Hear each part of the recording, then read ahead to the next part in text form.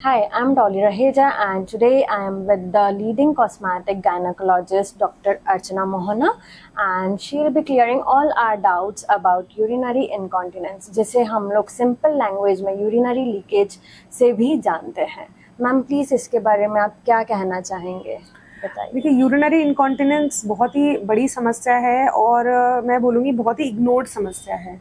क्योंकि मैक्सिमम जो फीमेल्स होती हैं आफ्टर देयर वजाइनल बर्थ या जो ऐसी पेशेंट जिनको मेनोपॉज की तरफ जा रही हैं या उनकी कोई और वजाइनल सर्जरीज या एब्डोमिनल सर्जरी हुई है, उनको ये समस्या बहुत बार होती है कि उनका जो यूरिन है छींकते समय, खांसते समय छूटना, या फिर अगर उनको बहुत ज़्यादा तेज़ यूरिन लग रही है तो वो टॉयलेट तक जा भी नहीं पाती और उससे पहले ही यूरिन लीक हो जाता है।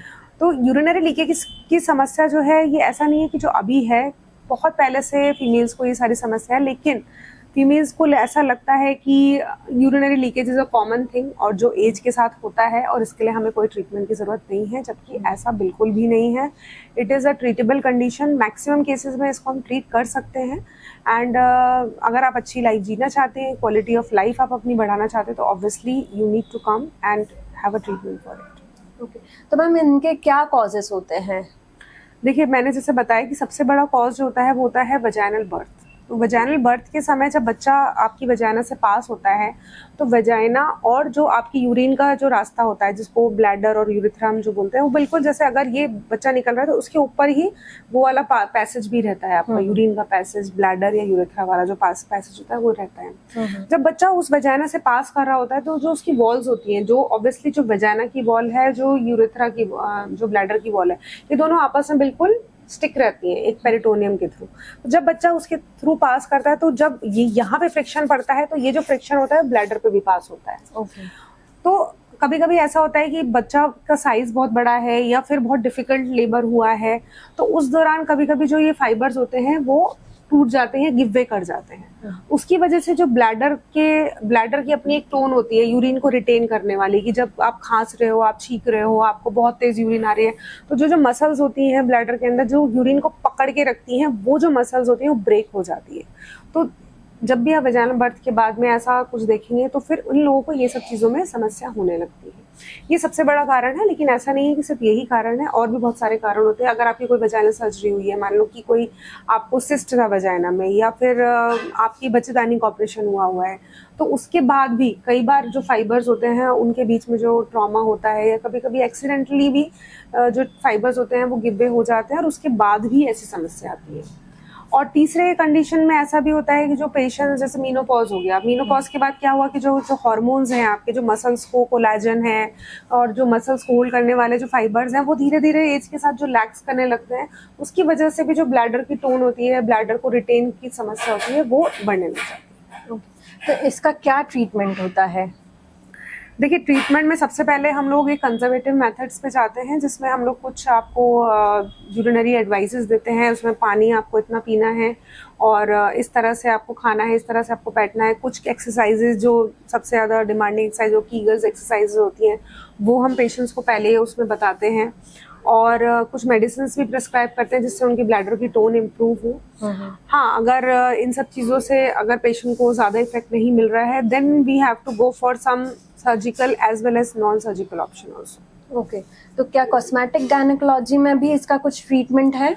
Yes, now we have a treatment in the cosmetic gynecology where we have some advanced chairs।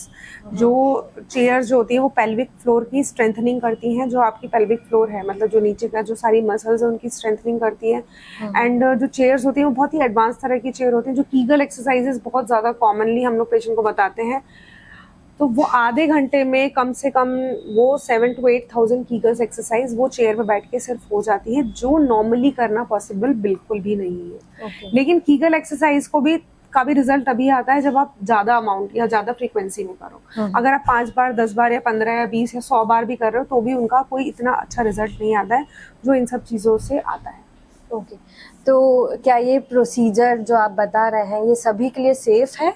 बिल्कुल एब्सोल्युटली सेफ है। कुछ उसके कॉन्ट्राइंडिकेशन होते हैं कि आपके कोई मेटल के उसमें आपके इम्प्लांट्स नहीं डले हो, तो उनमें हम नहीं करते हैं। अदरवाइज अगर ऐसा कुछ नहीं है तो it is absolutely safe procedure. Okay, तो इसका कुछ साइड इफेक्ट भी होता है? No side effect because it just strengthen your muscle by the normal chair. कोई उसमें सर्जरी नहीं है, कोई कुछ भी नहीं करते हैं, तो उसमें भी कोई ऐसा एज सच कोई भी साइड इफेक्ट नहीं है, but it has got a very good results. Okay, तो कुछ पेशेंट को इसके लिए प्रिकॉशंस भी लेने होते हैं? No precaution, no post procedure care, nothing. You don't have to do anything for that. Okay, क्या मैम इसके अलावा भी कुछ ऑप्शंस हैं? इसके अलावा देखिए, हम जो करते हैं कई बार हम लोग वेजाइनल पीआरपीज भी हम इंजेक्ट करते हैं, जो माइल्ड टाइप का इनकॉन्टिनेंस होता है उनके लिए। तो वेजाइनल पीआरपीज जो होती है, जो हम वेजाइना के जो एंटीरियर वेजाइना फोल्ड होता है जहाँ पर ब्लैडर के फाइबर्स भी आते हैं, वहाँ पर भी हम अगर इंजेक्ट करते हैं, तो जो माइल्ड यूरिनरी इनकॉन्टिनेंस है, बहुत ही कम जिनको बहुत प्रॉब्लम है, तो उन केसेस में वो भी हम कर सकते हैं, उसके भी बहुत अच्छे रिजल्ट हैं। और जो लेजर मशीन से हम वेजाइनल रिजुविनेशन करते हैं, क्योंकि रिजुविनेशन में एक्चुअली क्या होता है कि कोलेजन सिंथेसिस होता है। तो कोलेजन सिंथेसिस जब आपकी पूरी वेजाइना में होगा, तो वहां पर भी आपके जो फाइबर्स हैं उनको स्ट्रेंथनिंग करेगा। तो उसमें भी जो माइल्ड टाइप का इनकॉन्टिनेंस है, उसमें भी बहुत अच्छे रिजल्ट मिलते हैं। ओके, तो क्या इनके भी कुछ केयर करनी होती है या? No, these procedures do not need any care and they are day care procedures, mainly done in very less time, maybe in a half an hour, and the patient can go home. Okay, अगर इन सब procedure से भी ठीक नहीं हुआ, तो इसके अलावा क्या ऑप्शन रहते हैं? क्या कुछ सर्जरी ऑप्शंस भी होते हैं? जी हाँ, अगर इन सब के अलावा भी अगर पेशेंट को रिलीफ नहीं है, तो इसका मतलब है उसको सिवियर टाइप का इनकॉन्टिनेंस है। तो मॉडरेट टू सिवियर टाइप के इनकॉन्टिनेंस के लिए obviously they have to go for a surgical option, और जो बेस्ट ऑप्शंस होते हैं वो होते हैं वेजाइनल मेश, और जो SUI के जो प्रोसीजर होते हैं, मतलब वो वाले प्रोसीजर्स, उनको उस पर जाना पड़ेगा।